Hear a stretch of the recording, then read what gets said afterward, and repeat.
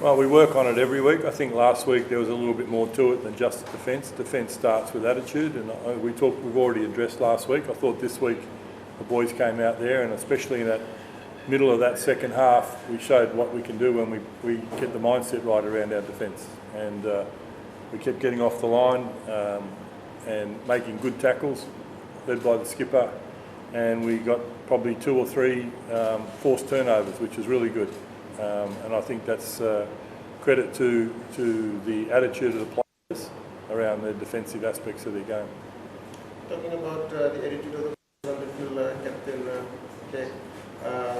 scoring 2 tries today, what was the atmosphere like with the players on the field? I think building up in the week, everyone did their job, players, the management, the support staff, everyone did their job, and then the fans turned out today and just reminded ourselves what we're doing it for, and that we're still in it and we still have hope, and we had faith and we worked on it today, and that's what you saw out there on the field today.